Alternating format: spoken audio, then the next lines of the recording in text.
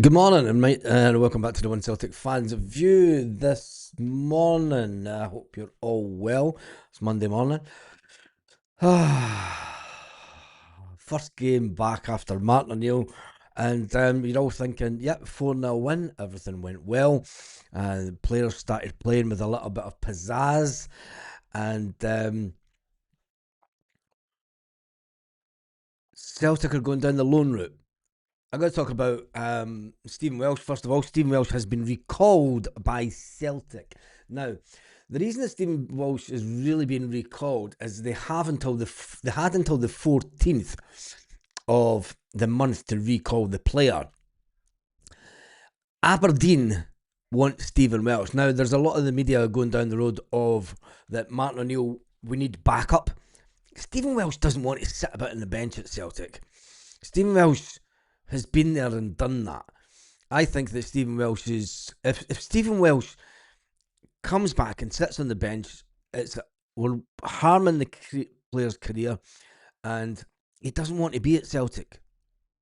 You know, he's fed up sitting on the bench. He wants to play football. He's done well at Motherwell. Aberdeen want to buy the player. I think that in the next couple of days, you will see the fact that Aberdeen might buy the player. You never know. It might not happen straight away. It might happen towards the end of the window, but I think Aberdeen will buy Stephen Welsh. They've been making noises about it. They've made inquiries, and I think that people going down the road of Martin O'Neill bringing him back purely because we need reinforcements, I think is way off the mark. I really do. And I hope for Stephen Welsh's career more than anything that that he is sold on by Celtic, because he's a good player. He's a good lad. He might not be what we need at Celtic, but that happens with a lot of players. Should he be moved on? I think he should, but we'll wait and see what happens. Chris says the board would be foolish to waste money on quality players when we don't know next season's manager. Loans, club buys, recalls are the sensible way to go. I don't like it, but it's common sense. Talking about the fact that Celtic are going for loan players. Should we not call back Rocky then? Because Rocky is a player that was brought in for 4.3 million, I think it was. Better than Stephen Welsh. I think that we're getting. I just think that the media are just jumping at, clutching at straws when it comes to what's really going on at Celtic. Anyway, Celtic have been linked with a centre forward. Been linked with a centre forward who's only 6 foot tall. So much for a big towering centre forward. He's only scored one goal this season. It was once worth a whopping. What was his transfer? It was worth once 6 million, but Celtic want to take him with a loan with an option to buy for €2.5 million. The player in question currently plays in France, not in the top league, but is that the way forward for Celtic? Can Celtic get the Ivory Coast? But he's not really a youngster, is he? He's 24-year-old. He was 24-year-old. And is this just Celtic going cheap? Should we be pushing the boat out to spend the 6.5 million and get in the boy from Kirkcaldy to Celtic? Or do we go and get someone that's a year older than him for 2.5 million that's only scored one goal this season, that plays in the lower league in France? That's the question this morning. And do you think that Celtic ultimately, do you think that Celtic will push the boat out to win the title? There's been 90 votes straight off the bat. Yes, they will. And no, they're sleepwalking again, says 66% on the poll this morning. Magnus says Rocky should still be at the club. Yeah, I think Rocky should still be at the club. He's way better than Welsh. Martin O'Neill has told us he wants ready to go players equals numbers. Is a player that's playing in the second division in France, a ready-to-go player? Is that a proven goal scorer with 1 goal this season? I think it's my belief in what Martin O'Neill was saying rather than having any trust in the board. Can we bring back Rocky? Can we? I'm not too sure if we can. I don't know if there's an option to bring him back. What a relief on the goals on Saturday, but yeah. Let's get back to the game. We'll talk a bit about the game. I mean, there was a lot of good coming out of the game at the weekend, but one player that seems to thrive under Martin O'Neill is Arne Engels. A lot of Celtic fans think that Arne Engels is a complete waste of money, but Arne Engels reckons the squad can see clearly now that Nancy is gone. Celtic can see clearly now that Nancy is gone. The Belgian won't put the boot in and didn't put the boot into the departed manager. A lot of the players haven't put the boot in, but they have said Wilfred Nancy, nobody knew what they were doing. Nobody knew what they were meant to be doing on the pitch. It seems to be that Wilfred Nancy was one of the worst managers that Celtic could ever have picked, and will go down as history.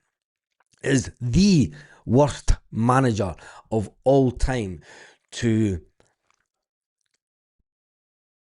grace that office at Celtic Park.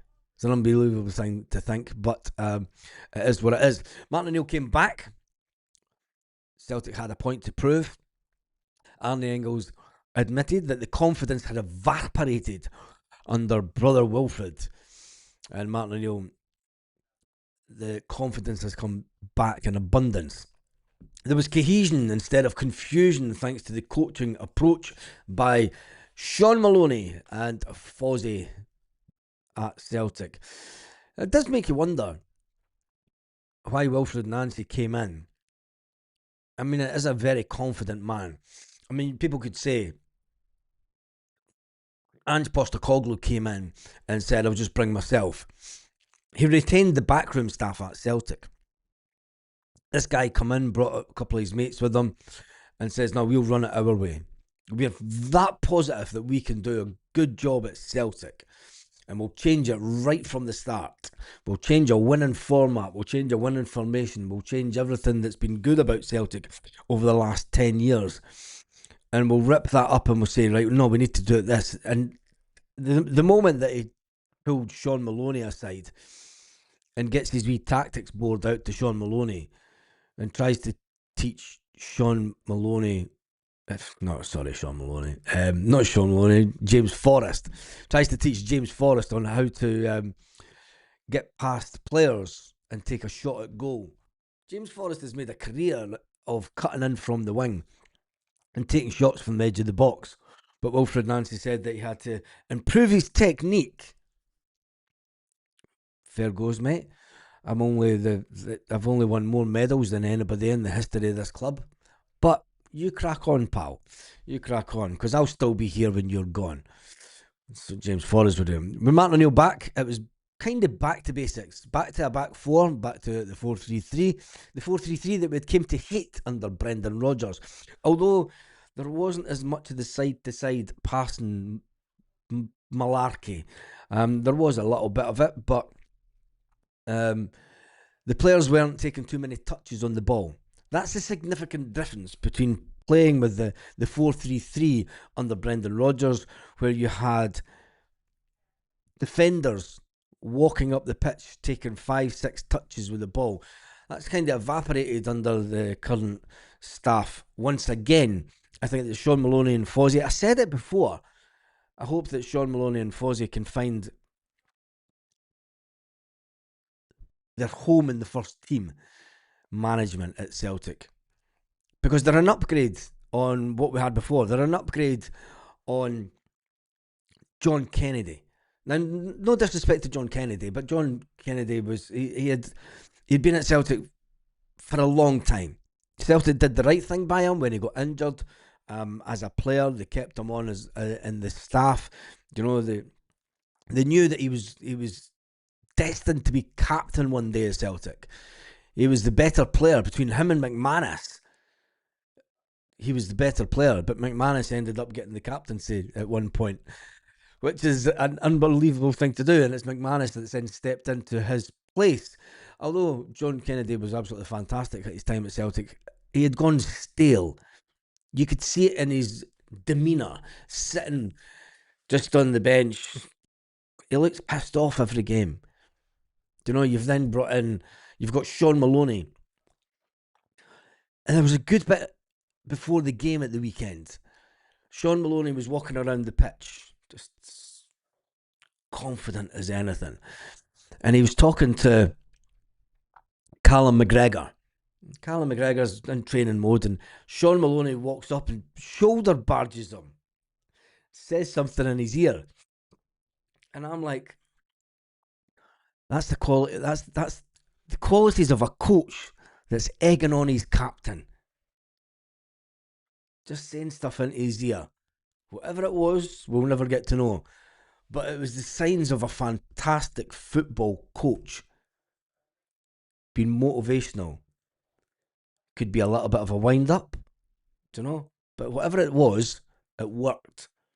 Because Callum McGregor came out and spoke to the media after the game.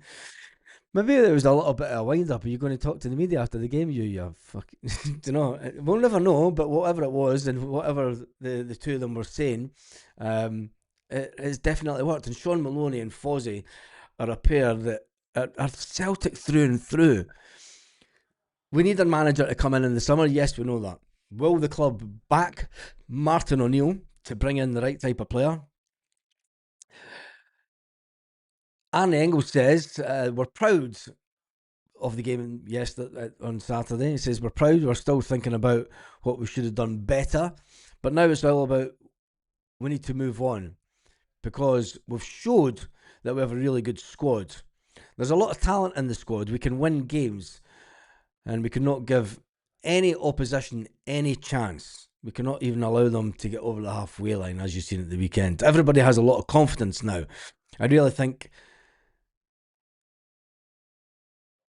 we just need to stick to basics again and do what we're good at.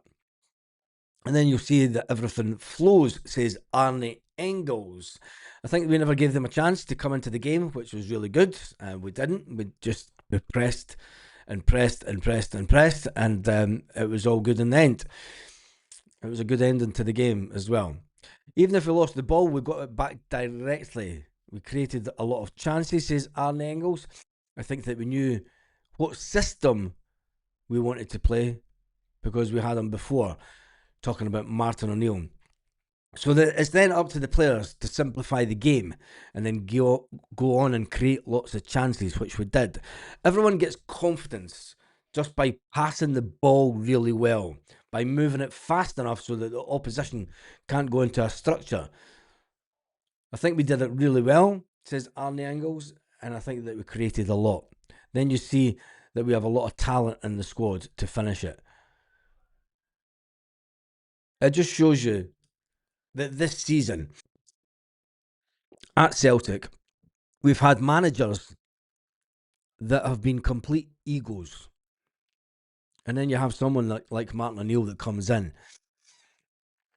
and he just tells the boys, just play football, lads. Just do what you do best. Rather than this, you've got to stick to this formation. You've got to, if we're not getting forward, you've got to bring the ball back to the defenders to change the point of attack. Bollocks. Put pressure on the team right up top. The three up front put pressure on the defenders. The three in midfield put pressure on the midfield. Defenders, wing backs, move up into the middle of the park, putting more pressure on the opposition. And then the defenders for Celtic end up sitting at the halfway line and even in the opposition's halfway. And that's how you win games. And Martin O'Neill just does the easy things right. Football's not hard. Anybody can play football.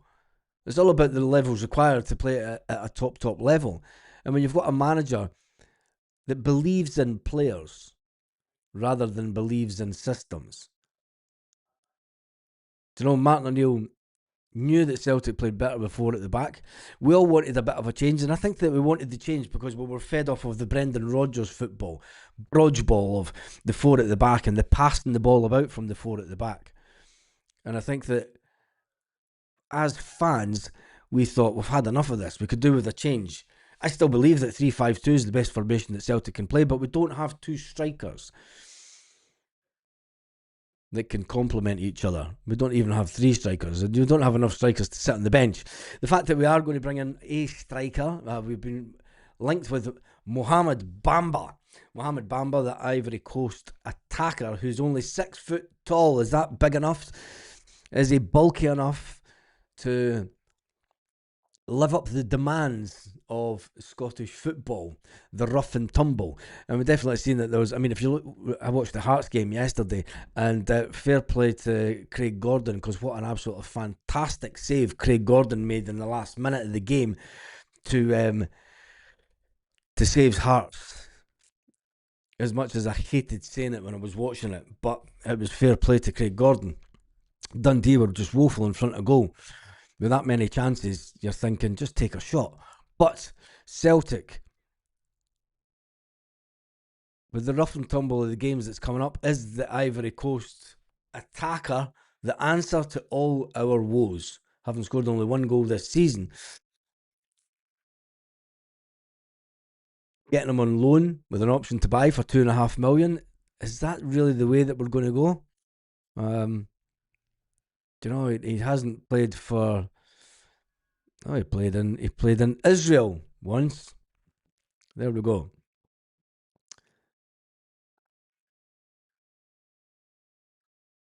Less we say about the player, the better. We're just going to wait and see. I'm not going to add to speculation and say who's coming in, who's not coming in, because there's a lot of wheels turning at Celtic.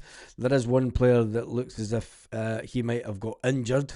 It's typical Celtic, isn't it? Or that his injury may keep him out of the move to Celtic. But other than that, it's just the same old, same old. Some unbelievable refereeing decisions over the weekend. A lot of people still going on about the fact that a Celtic player should maybe have been sent off rather than the yellow card. I've tried to look at the image for the Celtic player in question, or little Mexican, and his studs aren't shown, and he's got his legs actually past the player. Was it a sending off? I don't think so, because it's only a sending off if it's dangerous play, and I don't think it was dangerous play. Was the yellow card right? Yeah, I think it was, to be fair. Welsh isn't right or left footed. We've got two lefties, might be the reason. Is Welsh left or right? I've no idea. Bring back Welsh makes sense from our point of view. Maybe not. Hi, Baz. Why bring back Welsh? I think Aberdeen will buy Welsh. He'll keep it with mate. Yeah, we have to bring him back to sell him on, but we had to him back before the 14th of the month, I heard, and that was the reason that Welsh was brought back to Celtic. Celtic had to make the decision before the 14th of the month. I don't know what the significance of that is. It was maybe within the contract that they had when they loaned them out to Motherwell, that they had until the 14th of January to recall the player, which would then, and you can understand why, because it then allows Motherwell the rest of the transfer window to bring in another player, because Stephen Welsh was on loan. So, with that being said, Aberdeen had made inquiries as soon as, remember, it was only about a week ago, a couple of days ago, that Celtic let it out there be known that they were open to offers for Stephen Welsh. So why would they be open to offers for Stephen Welsh in this window or the next window, but at the same time recall him to go into the squad for Celtic? There's a bit of confusion within the media about what really is going on, but then that's Celtic all right now, isn't it? We need Welsh's backup right now. Yes, because we let Jemai Simpson-Pusey leave the club, a player that only played, I think he only played under Brother Wilfred. I'm not calling him Brother Wilfred anymore now, I'll just call him Willie. I'm not even going to call him Willie, just call him Nancy. Just Nancy. Yeah. Get the money out, Celtic. Give us a couple of aggressive, experienced players. So that will never happen. We're never going to spend this. Who's on the higher wage, Rocky or Welsh? Rocky. Rocky's on about 15 grand a week or 16, 17 grand a week, if I remember. Welsh is on nowhere near that. Was Trusty not hurt at the weekend? No, I have no idea. Bring back Soro. Is he still at loan? Sure, it was a 5-year loan deal. Tell me about it. Bamba being brilliant player, just needs to play more. Thank you, Haggis, Neeps, and Tatty for the memberships yesterday. I will be doing a members live tonight at around about 5:30 Celtic Park time. So make sure you join for that. We can have a little discussion with everyone that is in the members. Fuckers are still going about the Mexican lads challenge. Yeah, of course they will. Of course they will. Still haven't had the massive wage bill. The striker is lacking confidence. That's your touch, not a problem I have at the moment. The striker spent 120 days injured in 2024. Well, there you go. Rocky should still be at the club. Yes, Rocky should still be at the club. It was a terrible challenge. But now I was watching it live, I actually thought it was a good challenge that he made. Because his leg was past. If anything, it was his shin that hit the opposing player. Could somebody please explain to me why it would be foolish to buy quality players when we don't know who the manager will be? We're still better off getting good players. We are a football team after all. Have Celtic recalled Welsh? Yes, they have. They've done it last night. Yes, it's the injury-prone player that Celtic were going to go for, who was only 5'8". Took 2 weeks to realise their target needed surgery. Who's researching these guys? Yeah. Who's the guy called Bamba? Mohamed Bamba is a striker that's playing in League One in France for Lorient or whatever. He's only scored 1 goal this season. Braga Hearts came from Norwegian League 2, and he's doing well. Bowie's not worth £6 million. Rocky back, right-sided defender.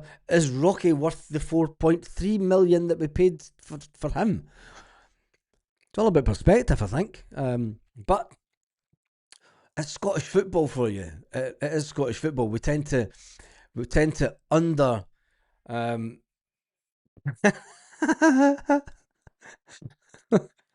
just get that on the screen, Chris. Striker for the second division of France, 1 goal this season. Someone has taken the proverbial yes, exactly. Someone that's, I think that Celtic have gone into some. I know that Martin O'Neill wants some experienced players in, but this doesn't scream experienced player, does it? Doesn't. I mean, there were people in this chat that were saying, "Yeah, he's a great. Get him in." And then a couple of days ago, they were saying, "No, we need a 20-goal striker." The guy scored 1 goal this season, and we're going to get him on loan and then buy him for £2.5 million. You can see what's happening at Celtic already. And next summer will be a summer of signing £2.5 million players. But anyway, ready to go means match ready. A player playing week in, week out. And that is what this striker is not. So, you know, that's what goes against him as well. Bowie's 6'5". Is he 6'5", Bowie? It's 6.5 more like. Bowie 6.5, get him in. Can't see Celtic paying 6.5. Yep. What was like to be Arne? He understands and goes unnoticed in games. Yeah. I think that, I mean, I've kind of backed Arne Engels when there was a lot of people saying he was woeful. He's a young player that's come in with a big price tag. And you know that? I mean, that touch that he took yesterday on the edge of the box was top class. I mean, he outdone the defender right on the edge of the box. And if it wasn't for his strike at goal, you know, the keeper managed to get a hand to it, and it was only by luck that Dyson Maeda was in the right position to then just slot the ball in the back of the net. I mean, the whole move was done by Arne Engels, and people will forget about that. People will just say, "Oh, it was a poacher's goal from Dyson Maeda."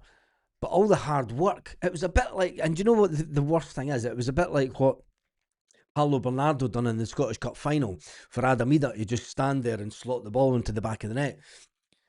Paulo Bernardo took on 2 or 3 Rangers players in that game, and then took the strike for the edge of the box. Arne Engel took on a couple. He took on. I know he took on at least one player, and got past his player, twisted and turned, gets the shot away on the edge of the box. Nobody's talking about it though. Don't know. Nobody is talking about it. But that's what happens at Celtic. People will say that he's not good enough. I think that he is good enough, and I think with the right manager, Arne Engels will live up to the price tag that he's got, and ultimately he will be sold by Celtic by 20 plus million in a few years' time, as Celtic expected to happen with Arne Engels. And there'll be a lot of folk going, fucking yeah, I said he was a good player. I said he was a good player. I can't stand it. Anyway, we replaced Tierney with Tierney, Jota with Jota, Martin O'Neill with Martin O'Neill, Welsh with Welsh, and tried to play Kyogo with, you guessed it, Kyogo. And this, ladies and gentlemen, is your Celtic strategy of 2025-26. Yes. It's unbelievable, isn't it? It's Nick Walsh tried to slow the game down, gave Dundee petty fouls, plus they gave the free kick to the keeper when Maeda was standing yards away. Yeah, I'm not going to moan about what the. See, when we start continually moaning about the referees, it's, we know what the referees are like. We just get on with it and score more goals than the opposition. Leave that to teams in the other side of the city who have Masonic handshakes with referees and stuff to complain about their friends not giving them the. But then they got it at the weekend. What manager has the shortest term as full-term manager? Is it Nancy? Yes, it's Nancy. Nancy was on par with Barnes. I think he was worse than Barnes. Barnes lasted longer. Usually Stephen Welsh shite going backwards with embarrassment. Title's gone, says Anthony. I think Rocky is better than Scales and Trusty. Yes, he is. Nancy apparently told the boards when he would start. Well, they should have just went. They should have just went. Nah, mate, you're no for us. You're no for us. But anyway, Kyogo scored at the weekend. Come on. Heard the fans singing Celtic Reject. Kyogo scoring at the weekend was hardly a highlight of his career. Don't know, it wasn't against a top class side, and then he comes out with his little Japanese dancing cat thing at the end. Honestly, sack the financial department. Scrooge is in charge. I would rather give Murray a chance than bring him back. Yes, exactly. Do you know, Dane Murray? I think that Dane Murray is. I mean, he's obviously younger. He's just came through the system.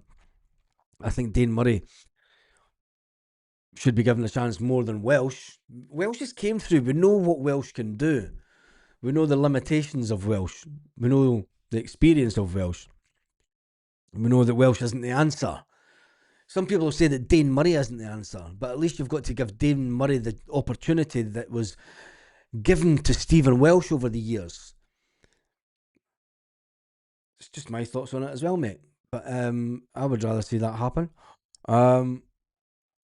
Stale is the word. Stale. Yeah, the whole transfer department. Captain ain't Callum ain't captain material in my opinion. He let his own team down recently. Captains don't do this. Facts. They spur on players to hit the top. Interesting, mate. Do you think that Callum will leave this window to go to Saudi if the ex-boss comes calling? Will the snake try and steal the captain? And if he does, would it be a big miss? We'll talk about that on the membership one tonight, I think. Yeah, we'll keep that one for later. I like the idea of that one. He could go on in the win. He could he could win the Europa League. Hmm.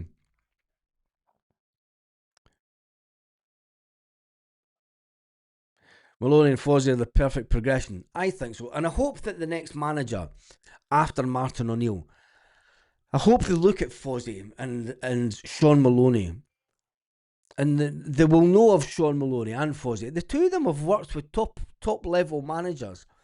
Anyone that comes in to Celtic in the summer would have to take a serious look at Sean Maloney's CV and Fozzie's, because they've both worked for great managers, experienced managers at the top level of the game. And look what they've done to Celtic. Look how they've integrated. Look how they've got them playing better. Do you know, if you're wanting a ready-made backroom staff that know a club inside out, where you just come in as the figurehead, as the manager, and say you bring in a number two. You might want to bring in your number two and retain Maloney and Fozzie, or even if you're coming in and you've heard, do you know, there might be a chance of the Celtic job in the summer. Would you fancy it? I'm going to watch some of their games and I'm going to make inquiries about. And then you think, you know, these are two good guys. These are really experienced guys.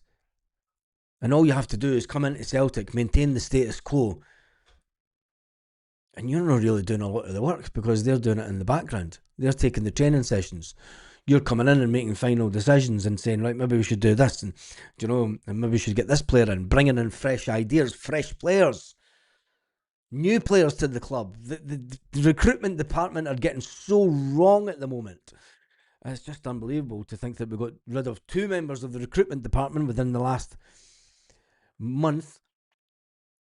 And although Sean Maloney, Martin O'Neill did say, look, it doesn't matter who's in the recruitment department now, who was in the recruitment department then.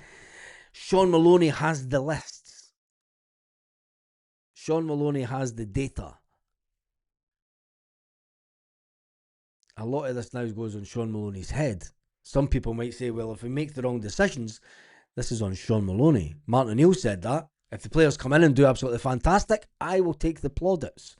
I will take the plaudits, and it'll be, I'm fantastic at this job. But if the players come in and do really bad, this is on Sean Maloney and Fozzie. Don't blame me, says Martin O'Neill. That was Martin O'Neill's exact words. But anyway, let's jump into the poll and see how that is doing this morning. There's been 266 votes. Do you think that Celtic will push the boat out to win the title as and bring in players? 33% say yes, they will. Interestingly enough, no, they are sleepwalking again. Right, without the Green Brigade, some people say that the atmosphere wasn't what it should be at Celtic Park at the weekend. Will the board use this week as a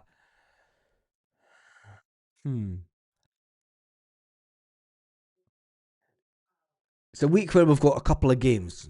You know, we're back to midweek games. Last week was the only week that Celtic didn't have a midweek game. It gets back to a really busy time of football again. Martin O'Neill says we need players in just to help the other players out. Purely for the fact that Wednesday sees us play Falkirk. 2 days, 10 hours, 40 minutes, and 64 seconds until the next game at Celtic. That game at Falkirk is then preceded by the really hard game. I think that will the manager bring in a certain young keeper to play against Auchinleck Talbot? I think that he should, because on Thursday we play Bologna. Next Thursday, a week on Thursday, we play Bologna, and Martin O'Neill will play the keeper for that game. He will play Kasper Schmeichel. There is absolutely no doubt about it. Would you blame Martin O'Neill for playing Schmeichel in that game, or would you say, nah, just go with the status quo after the Auchinleck Talbot game? Hopefully, he does play the young Sinisalo for the Talbot game. But anyway, then you've got Bologna, and then you've got Hearts, who won 1-0 yesterday. Lucky to win 1-0, has to be said. I don't know if they spoke about the foul before the game, before the goal, which led to the goal because Hearts stole 25 yards for that free kick. 20 yards. They stole 20 yards. They took the quick free kick, scored the goal. Dundee players were complaining about the fact that they stole 20 yards. The referee went, fuck, nah, I'm having none of it. Goal scored, move on. It was a battle of a performance by Hearts. They did go a man down, having their keeper sent off. Wasn't a great performance. I thought Dundee were unlucky. If you're Dundee, you're sitting thinking, move the ball a bit faster, take a shot on target. They had more shots on goal than Hearts. Hearts are there for the taking. Can Celtic get players in before Sunday the 25th of January? And then ultimately, there is the game of the season. I am going to put this down as the game of the season because in a European context, it is all about this final game at Celtic Park. If we win it, hopefully there is a chance that we will retain a top 24 position. If we beat Utrecht at Celtic Park, it should be an easy game on paper. It should be a game that Celtic will win. With Martin O'Neill back at Celtic, I'm more confident of winning that game. Can we get anything in Bologna? That's a hard one. A draw would be magnificent. A draw would be up there with the result that we got in Italy in the Champions League last year. But it's a busy week. It's a, do you know, if you think that Wilfred Nancy came in at a difficult time, Martin O'Neill's legacy, not so much his legacy, but this season, we will win against Auchinleck Talbot. I hope to get a draw against Bologna. We need to win against Hearts, and we need to win against, winning at Hearts away is never an easy one. Never an easy one. But ultimately, the Utrecht game is where Martin O'Neill will know if he's any aspirations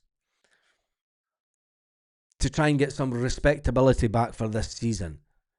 Martin O'Neill will see the European context as to which to do that, as well as win the league. The players are up for the fight. The players are more than up for the fight. And then when you go into February, it's back to Sunday, Wednesday. We then have the Scottish Cup weekend. No, is that not an international break? I can't remember. But then we have Wednesday, Sunday, and then Hibernian to finish off the month. Aberdeen, looking at next month, I think that you're looking at a full complement of wins for Celtic in February. Falkirk, beginning of the month. Celtic Park, it's a win. Away to Aberdeen, the way that they are just now, they're in free fall. Aberdeen, I think Celtic will win at Aberdeen comfortably. Livingston at Celtic Park, that's a win. If you're a bookmaker, you're putting that as a Celtic win. Kilmarnock, away to Kilmarnock with those pesky two in the management team of Billy Dodds and the wee Tim that isn't a Tim anymore. I think that will be a win, and they will be disappointed at Kilmarnock. And then when you get to the Hibs game, that's the big one for this month, for next month. Sorry, that will be the big game. Finishing at Hibs at home. Will Celtic have paid $6.5 million for the Hibernian player? Will it be his first game against his old team with Celtic, or will he have gone to the other side of the city, who seem to be spending a lot of money in this transfer window? Could the league come down to whoever spends the most money in the transfer window? Martin O'Neill says that we need players in. We do go to Ibrox in March. Yes, and it'll be an interesting game, that one. Motherwell and Dundee United, all in March. And then when it comes to April, you've got away to Dundee and home to St Mirren on Saturday the 11th of April. If anybody's got any spare tickets for that game, let me know. Just saying. I can't take the tickets off my cousin who's got our tickets. I can't do it. I know, so I'll need to get other tickets. But anyway, that is how the league looks. Back to this month. Massive, massive month. Could shape our season completely. Do we get to the knockout phase in Europe? Or do we forgo Europe and just concentrate on the league? When you look at the result from yesterday, it was Celtic 4, Dundee United 0. Quite a few players came on, made a difference in the game. Benji Negron, James Forrest, Johnny Kenny all come on, although Johnny Kenny didn't make the impact that he thought he would make. And yeah, it was a good day all round. But Celtic do find themselves away down the league this morning. Let's finish up with some of the comments. Last 10 minutes or so of the video. Not who spends money the most, but who spends the best money. Anyone think that Jan could do a job up front? No. He's better on the wing. He's better taking on players. We paid $5 million for Bollock Washer, yet we won't spend the extra 1.5 on Bowie, who has proven to be a good SPFL player. I back that statement. Fuck politics of other countries. I'm not Palestine, or is it? I'm Scottish. I'm worried about what's happening here. I've missed out what statement that was. Apologies. Austin's quality. Who cares about him? Forget Europe. Forget Europe. It would be very un-Celtic like to forget Europe, and it kind of goes against the grain for Martin O'Neill, isn't it? Because at the back of Martin O'Neill's head, he's thinking, is there a chance?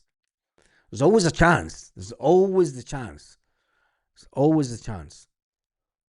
And Martin O'Neill will know that. Martin O'Neill still has regrets about 2003.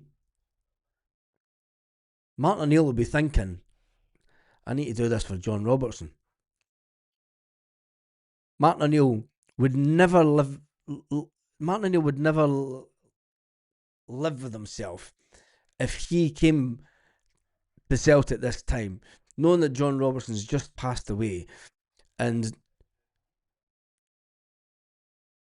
just forgetting about Europe. He will have it in the back of his mind. We need to try and give this our best go. We need to. I need to. Quite selfishly, Martin O'Neill will say, I need to do this for me. I need to put something to bed that's bugged me for years. And that could be the motivational thing that this team needs. Sometimes, out of complete fucking crackpot of a season, outcomes that are beyond your wildest dreams can happen. Now, I'm not saying Celtic will go out to win the Europa, but in the back of Martin O'Neill's head,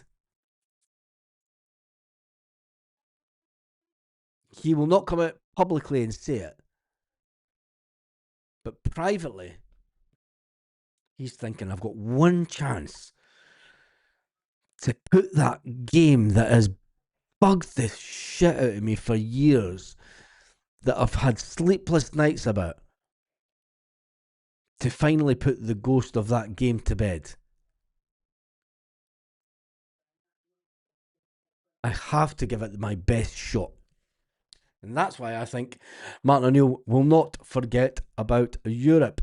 Why don't we give Hibs $3 million for Bowie and send them Kenny as part of the deal? That would be a good one, actually. $3 million plus add-ons, plus Johnny Kenny. Could be interesting. Why would the board spend decent money now when they never bothered in 2025? We've got a real title challenge this year. And that's what it comes down to. The board will think, look, we've got a good enough squad. Martin O'Neill should be able to win the season with a squad. Or do they then comes down to Martin O'Neill in 2003. We get to Seville in 2003. Martin O'Neill says, I want more money to take this squad to the next level. I want to get back there and win the Europa Cup for Celtic. And the board went, cock Annie, Martin. Can he do it? We need to start selling players. We need to start making some cash. We've got the cash in the bank. That's the difference. 25 years later, 25 years ago, we were £40 million in debt. 25 years later, we're £80 million in profit in the bank. That's the big difference. That is the big difference. Aston Villa are big favourites for Europa. What do our scouting department actually do? Maybe I'll send in an email offering services. Don't forget about Europe if you have a chance. Not like the other side. Seville was one of the best experiences of my life. Also one of the most painful. Yes. And anyone that was there or even watching it on the telly will remember my biggest memory of that night was when Porto went up to lift up the cup and their medals was the Celtic fans shouting cheats, cheats, cheats, cheats, cheats. It's a memory that will never go away. Never. We will become the new Rangers if we keep this up. We'll never go bust, but never mind. It's more needs must buys. The league comes first. Yeah, that's true. That is true. I'm dreaming. We can always dream, mate. We can always dream. The league is our priority. Stephen Welsh is due. Not good enough. If Bowie want offer Hibs $2 million loan for the season, promise $6 million more if he wins us the league. Nah, that will not happen. Wouldn't surprise me if Maeda was away this transfer window and he's still favourite to go.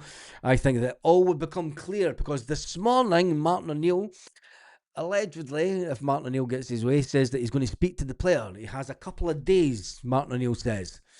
I have a couple of days, I'm going to speak to the player. Martin O'Neill says that he was going to speak to the player last week. He didn't have the opportunity. Which I kind of find strange because you just pull him aside in training and go, Dyson, come here a minute, son. Come here. It says, come here. What's happening with you, lad? You want to stay at Celtic or you know? We need to put this one to bed, sonny. You want to fight for the club or do you just want to go and try something new? Just lay it on the line with me. I'm old enough. I've been through this many a time. Do you know, I won the Champions League as a player, you know. I've ate bigger players and smaller players for you for breakfast in my time as a player. But anyway, we'll wait and see what Martin O'Neill says tomorrow. Because tomorrow afternoon there's a press conference. And the first question at the press conference should be, Martin, have you spoken to Daizen Maeda about his future? None of this nonsense. How's the players? Who's fit? We know who's fit. We know who's not fit. Martin O'Neill's been telling us. You don't need to repeat the questions when you go in. So the first question shouldn't be, hi Martin, how's the players? Who's fit? Just the same fucking players that were fit at the weekend. Only 2-3 days ago. First question should be, hi Martin, any news on incomings? Nope. Any news on Daizen Maeda leaving the club? And haven't you spoke to him and his agent? Whoa, that was a bit much for the first question, young man. But anyway, just get it asked. If you ask me, Celtic fan media would ask it, but they're still banned by Celtic. If we had the hundreds of millions in the Champions League, we would spend it. I still have flashbacks. Don't even talk about that. Let's move on. Is it fair to say that if we don't get anyone this week, nobody's coming? No. Celtic will do their business in the last week of the window as per normal. And it'll be they will cover themselves in glory, Celtic. They will say that it was a difficult window. It is always a difficult window at Celtic, even though that you see other clubs making transfer moves already and bringing players in leagues all around the world. But for Celtic, it's always a difficult window. It's fucking bullshit. And all we've done by bringing back Martin O'Neill is we've got a sticking plaster. The same issues that we had under Brendan Rodgers at the beginning of the season haven't gone. All that's gone is Tisdale. Wilfred Nancy was a mistake that Tisdale made. Tisdale made a lot more mistakes than that. He paid with his career gone. Celtic done. Probably got a little handsome payoff. These people aren't just sacked, for gross negligence or stuff like that. You're not paid off with. There's always a financial implication to these people leaving their roles at football. It's written within contracts and stuff. Martin O'Neill coming back gives us a feel good factor, makes us feel better, see a bit better playing in football. The squad's still the same. We're still short on numbers in the squad massively. We needed 3 or 4 players in the summer. We still need 3 or 4 players now. We're getting linked with loan players. The players that we were linked with in the summer, they've disappeared. They've moved on. It's unbelievable. They can't leave it to the fast 2 days of the window. Prices go up. Deals fall through. We get left in hot water again. Maeda would be daft to leave now. He's not going to be guaranteed a game. If he stays, he will definitely get a chance to get a call up for Japan for the World Cup. I don't think that that's a good enough reason for Celtic to keep Daizen Maeda. Look at this. Look at his performances at the beginning of the season, and Diota. But then again, I want both those players gone. Nat Phillips, emergency loan incoming. Don't say that. Press conferences are terrible at the minute, mostly taken up by, yeah. Yes, this is very true. The press conferences are just woeful. Absolutely woeful. It's not a difficult window for Rangers. No, it's not. It's not a difficult window for a lot of clubs. They've all made signings, but Celtic seem to find that it's difficult. It's always the same every window. First question tomorrow, Martin. Do you think Arojo should have been sent off, or another pointless question? Yeah, it's the case, isn't it? It's just woeful. But these are the professionals of the game.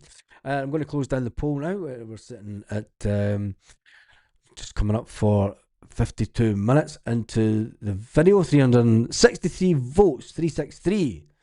About Wilfred Nancy wishes that Celtic could have played 3-6-3. Do you think that Celtic will push the boat out this season to win the league? No, they are sleepwalking again, says 66% of the Celtic fans online this morning. And yes, they will, says 34%. Interesting. I will be back on later this afternoon. Hopefully we'll get a bit of some nice transfer news. When Iheanacho, Osman, Jota, Sarachi come back, it will feel like new signings. And that will be the start of next season. Iheanacho will be back in a couple of weeks. Osmond is out for the rest of the season. Jota, he's out for another couple of months.